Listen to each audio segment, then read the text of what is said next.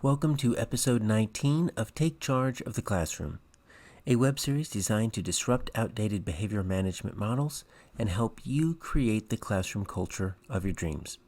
In this episode, we are looking at how we can grow the intellectual skills of our students, like curiosity and creativity, because we want ultimately to help our students learn, and we want to unblock any obstacles that might be in the way of their natural exploration and curiosity. Because students are naturally designed to learn, their brains want to find new things and explore new possibilities.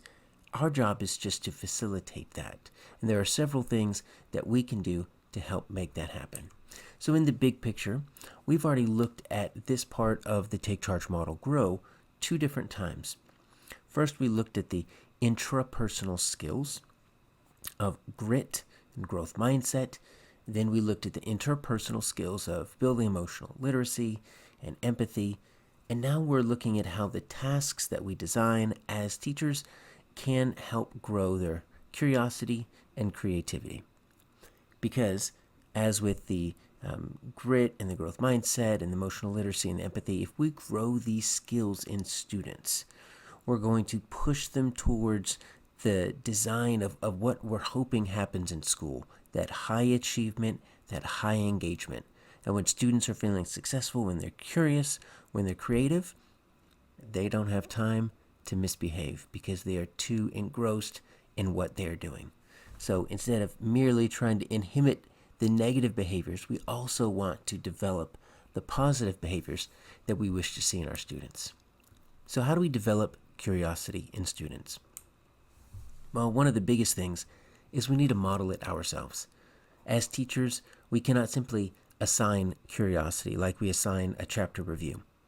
Curiosity is something that happens naturally, but a lot of times we squash it and we structure our classroom so much in the regular school day that it's very difficult for curiosity to just emerge naturally. And so most students have learned to suppress their curiosity because it doesn't fit into the lesson plan. And so we as teachers can help grow this curiosity in our students by modeling it throughout the day as we're learning new things, as we are discovering new things either in the lesson, or it could be something that you're discovering outside of class. You're just kind of bringing in a hobby just to chit chat with the kids. But as we model this curiosity, as we talk about what we're learning, what we're wondering, what surprises us, then the students will just naturally see that expression and they will get the message from you. It's okay to be curious. It's okay not to know, to be surprised by something, to be shocked when you discover something that just doesn't quite make sense.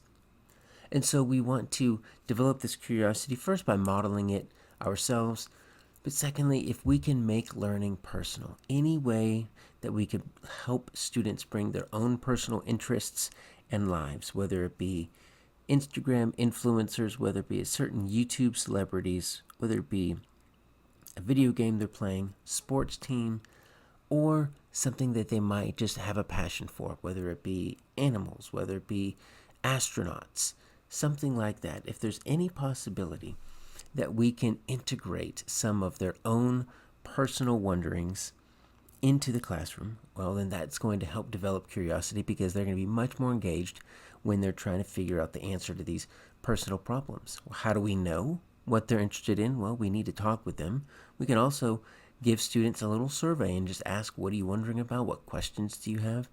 Because anytime we can tap into their own personal questions and wonderings, then that's also going to make learning much more interesting because they feel like they have a vested interest in paying attention to see what's going to happen.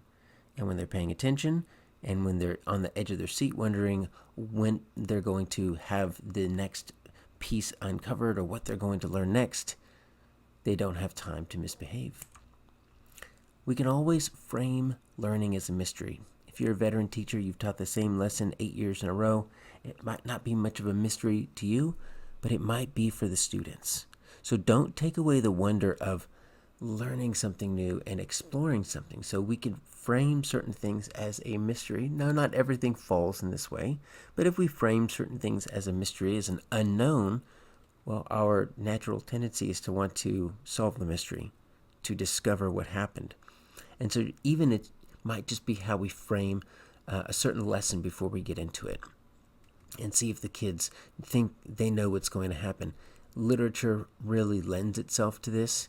A really good book, if you're studying a really good book, has many opportunities to pause and kind of predict what do you think is going to happen next, what is the protagonist going to do, why do you think so-and-so did this. There's so many opportunities for that, but you can do that in history, even science. Leading with questions is very important because our brains naturally want to answer questions. So rather than just giving all the information straight to students as declarative information, start with questions. These essential questions can be put on the board. They're a great way to kind of frame the lesson.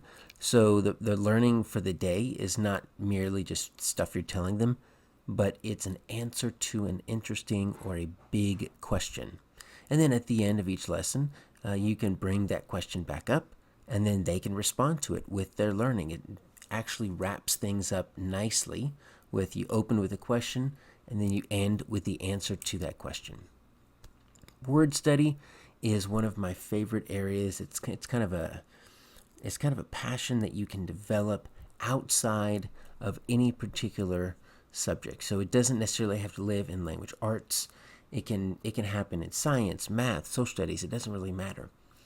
But if you just pay attention to language, to word meanings, to nuances, to word families, to inflectional endings, to Greek roots, to Latin roots, if you just become word conscious and you just model this, you just notice certain words, the kids will pick up on this. And they will start noticing how certain words mean certain things in one context, but they mean something different in another context. And they'll start noticing that the language all around them that they take for granted has so much complexity. And you can help develop this curiosity simply by paying attention to language and modeling that. And when students develop that curiosity, it just develops a lifelong love of wordsmithing and of how words are chosen. And that's just a simple example of how we can develop this curiosity, because every time they dive into a book, they might be looking for an interesting phrase, they might be looking for an idiom, or they might be looking for a certain type of a grammatical structure. And it just makes everything interesting. So there's curiosity. Now let's talk about creativity. So besides wanting to grow the curiosity of our students, there are several things we can do to grow their creativity. And we're not talking just in art or in music class, but we can grow creativity even in our own core subjects. So one thing we're going to have to model and give is compassion, because creativity is messy and there's a lot of aborted attempts, there are a lot of failures. And if students do not feel safe and protected, if they feel like they are going to be judged for getting something wrong or messing something up, or if they're going to get penalized for doing something incorrectly, they will not take any risks. They will not try to think outside the box. So we're going to have to first develop this compassion, and we can just tell them. We can use words, but we can also model it with our actions when someone tries something and they don't necessarily get it right. And they might be trying to think of a unique solution or a different way to represent an answer. But we need to develop this compassion because it's not always linear. Social conversations is another way to develop this creativity, because we need to talk with kids. We need to talk with them because their brains are naturally going to think of extensions. They're going to think of what if or why is this. And if we can just get outside of our lesson plan every once in a while and just chat with kids, or even have them chat with each other, there are myriad opportunities to just find new ways to connect things that you would never have thought of, or to find new ways to kind of extend a lesson and be creative. Because creativity, kind of like curiosity, it's hard to lesson plan for. And so it sometimes happens in between lessons or outside of lessons, so we need to give that space. And one way to find that, then this natural, and tap into this natural curiosity that students have, or this creativity that they have, is to just have these social conversations that are outside of academics.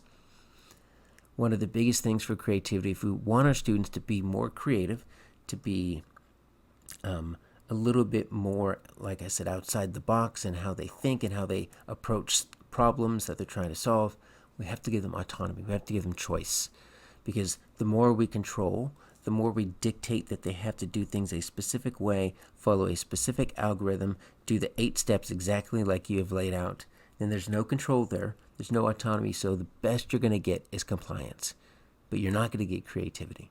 So remember, creativity is messy, and it results in a lot of attempts that don't necessarily do exactly what you want it to do. So we have to give them that choice, and we have to give them that compassion. But they will find solutions. They will be a little bit more invested if they have that choice as to maybe where they sit when they're working on their problems, how they work on the problems, how they represent their problems, what order they represent their problems for. There's all different choices that we can give them. Another thing that we could do for creativity is, it's kind of like framing is a mystery, but we can also be a little bit ambiguous. We don't need to explain everything down to the smallest particle. So sometimes the best way to encourage this creativity is when we're creating problems for our students. We're looking at maybe a practice set. Is maybe sometimes the problems that we're writing or the projects that we are asking them to do, they don't need to be so structured and so spelled out that a robot can do it. Make it a little bit ambiguous to where there's a lot of flexibility. There's a lot of room for them to interpret and to kind of put their own stamp on it. Because if it's got some very loose boundaries and they have the freedom or the autonomy to kind of figure out how to make it work within those boundaries, you're going to develop their creativity. And then finally, group tasks are very important for many reasons, but most creative solutions come through conversation. Someone has an idea, somebody else has an idea that piggybacks off the first idea. They bounce back and forth, and what they come up with, that whole is greater than the sum of its parts, and you get something fantastic. It is possible to be creative on your own, but typically a lot of your inventions, a lot of your breakthroughs in history, a lot of things that happen come as a result of a team, because we need that verbal processing. So if we want students to be creative, then we need to give them the space to be able to work with a partner, work with a group. And once again, if students are focused on being creative and coming up with these unique solutions to whatever problems we have for them, they don't have time to misbehave, because we're talking about engaged students. When students feel creative, they feel alive. They tap into the current of human existence, because that's what we are as humans. That's one of the things that separates us from the animals, is our ability to be creative, to come up with unique solutions. And so that makes them feel alive.